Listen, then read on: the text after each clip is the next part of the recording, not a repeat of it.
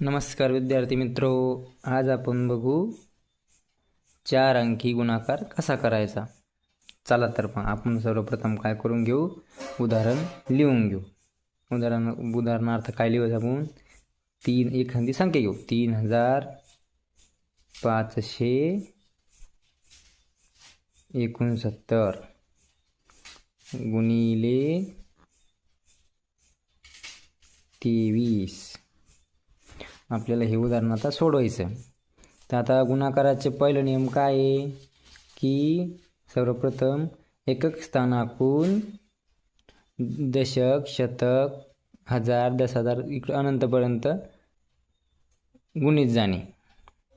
तर मग आपण सर्वप्रथम काय करू, 3 या संख्येला 9 या संख्येला गुणू।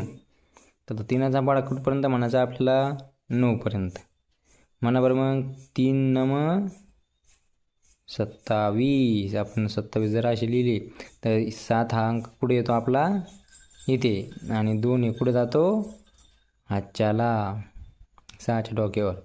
मग 3चा पाढा कुठपर्यंत म्हणायचा आपल्याला, 6 पर्यंत। 3 सक 18, 18 आणि 2 20, हे असे 20 जर लिहिलेत, 0 इथे येतो आणि 2 हा कोणाकडे जातो, 5च्या डोक्यावर। मग 3चा पाढा कुठपर्यंत म्हणायचा, 5 पर्यंत। 3 5 15, 15 आणि हे 2 हातचे किती झाले मुलांनो, 17। तर 7 कुठे येईल आपला, इथे, आणि 1 कुठे जाईल, हा 1 कुठे जाईल, 3च्या डोक्यावर, हातच्या। 3चा पाढा कुठपर्यंत म्हणायचा आता, 3 पर्यंत।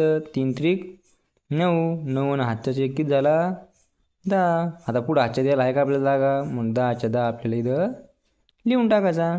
नंतर एक स्थान सोडून मग आपल्याला पुढला अंक घ्यायचा, दशक स्थानाचा जो 2 आहे आपल्या यानं। आता या संख्येला आपण गुणायचं पुन्हा। आता 2चा पाढा कुठपर्यंत म्हणायचा, 9 पर्यंत। 2 9 18, नंतर 18 जर असे लिहिले तर एकक स्थानचा अंक इथे आणि दशक स्थानचा ह्यो हातच्याला।